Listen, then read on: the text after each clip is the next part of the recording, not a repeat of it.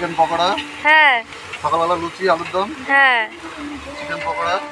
এখন উঠেছি আমরা বোর্ডে, ভিউটা তোমরা দেখো।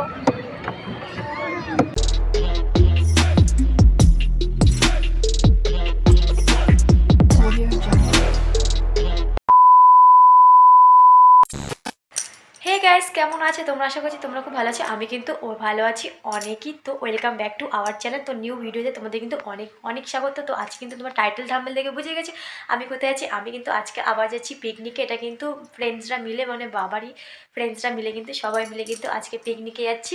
এই পিকনিকটা তোমরা অনেকেই কিন্তু জানো, গোবরডাঙ্গাতে কিন্তু একটা পার্কে হচ্ছে। পার্কের নামটা আমি তোমাদেরকে কিন্তু গিয়েই দেখাবো। তো চলো কিন্তু ভিডিওতে পিকনিকে কিন্তু যাওয়া যায়। তো আমাকে দেখতে কেমন লাগছে অবশ্যই কিন্তু কমেন্ট করে জানিয়ে ফুল লুকটা তোমাদের সাথে আমি অবশ্যই কিন্তু শেয়ার করবো। তো ভিডিওটা স্কিপ না করে পুরোটা তোমরা দেখতে থাকো। তো তোমরা কিন্তু অনেকটা মজা পাবে, আর তোমাদের কিন্তু অনেক ইনফরমেশন। তোমরা যদি কেউ পিকনিক করতে চাও ওই জায়গাটাতে তোমরা কিন্তু অবশ্যই আসতে পারো। তো চলো ভিডিওটা স্কিপ না করে দেখতে থাকো।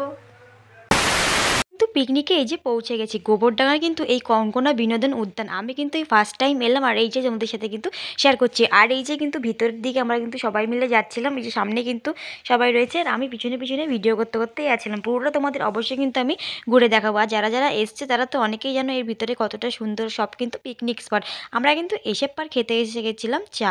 এখানে চাটা কিন্তু জাস্ট ওয়াও ছিল। তোমরা যদি কেউ কোনো দিন এখানে আসো অবশ্যই কিন্তু এই দোকানের চাটা তোমরা অবশ্যই খেয়ে দেখতে পারো। চাটা কিন্তু জাস্ট ভালোই ছিল। এখানে কিন্তু ওইখানে হচ্ছিল কিন্তু আমাদের পিকনিক ওই দূরে কিন্তু। আর এখানে দেখো আমরা কিন্তু সবে সবে সকাল সকাল কিন্তু প্রায় ফার্স্ট বললেই চলে, এখনও কিন্তু পুরোটা ভর্তি হয়নি পিকনিকের জন্য। আর এখানে কিন্তু চাটা কিন্তু খাওয়া যাক। তো চলো চাটা কিন্তু আগে আমরা খেয়ে নিই, তারপরে তোমাদের সাথে আবার কথা বলছি। চা খেয়েই কিন্তু পিকনিকে আমরা এবারে ঘুরতে চলেছি। তোমাদেরকে আমি তাই দেখাচ্ছিলাম যে দেখো ওইদিকে কত সুন্দর সুন্দর পুকুর, আর এই পুকুরগুলোতে কিন্তু অনেক ধরনের কিন্তু মাছ আছে। মাছগুলো আমরা কিন্তু ভাবছিলাম ধরবার, ওইখানে কিন্তু চড়ছিল বোট।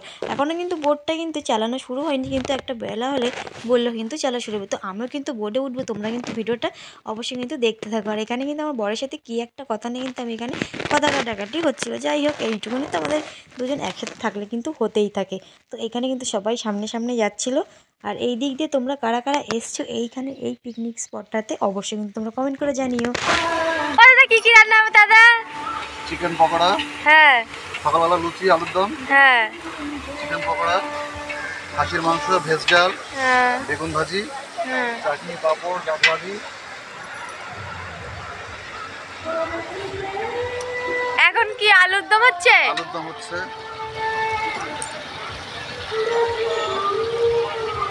আর এইটা দিয়ে কি হবে? পকোড়া। সকালে খাওয়া দাওয়াটা করবো। 2000 years later. এইবারে কিন্তু সকালের খাওয়া দাওয়ার পালা। তো আমরা কিন্তু এখানে খেয়েছিলাম কচুরি আর আলুর দম। খেতে কিন্তু জাস্ট ওয়াও ছিল। আর ওইদিকে কিন্তু সবাই কিন্তু খাচ্ছিল। তো সবাই এখানে একসাথে কিন্তু খেতে বসেছিলাম আমরা কিন্তু। সকালে খাওয়া দাওয়া আমার ডান। এই যে আমার বড় খাচ্ছে।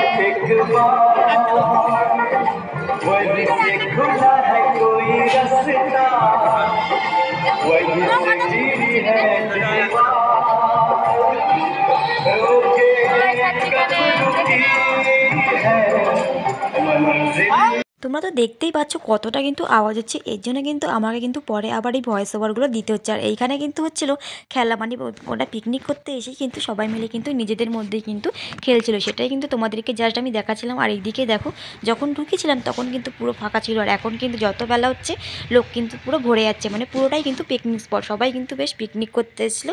দেখতেও কিন্তু জাস্ট ভালো লাগছিল। যারা যারা আগে গেছে তারা কিন্তু অবশ্যই জানো।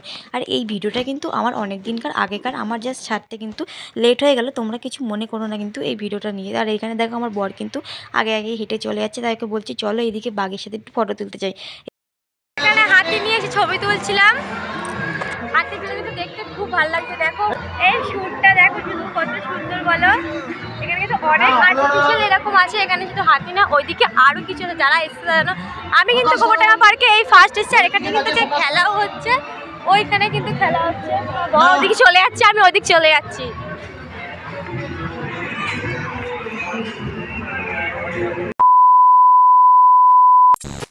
তো আমাদের এখানে স্টার্টার বলতে পারো বা স্ন্যাক্স বলতে পারো দিয়ে দিয়েছিল কিন্তু কফি আর চিকেন পকোড়া। জাস্ট খেতে কিন্তু কফিটা দারুণ হয়েছিল, আর এই সময় যদি একটু কফি পাওয়া যায় তাহলে কিন্তু ভালোই লাগে কিন্তু খেতে।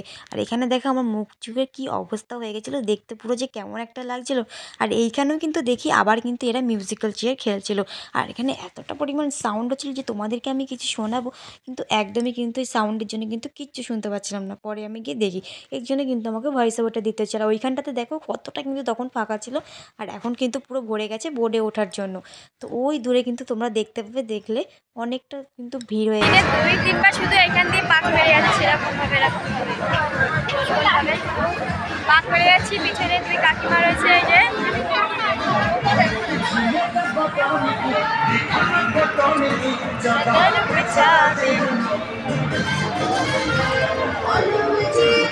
এই বাচ্চাদের এই পার্কের এখানে আসতে না আসতে দেখি এই দিদিটা কিন্তু মানে বৌদি বা দিদি যাই হোক, দিদিটা কিন্তু পড়ে গেছে এখানে দোলনায় ওঠার জন্য।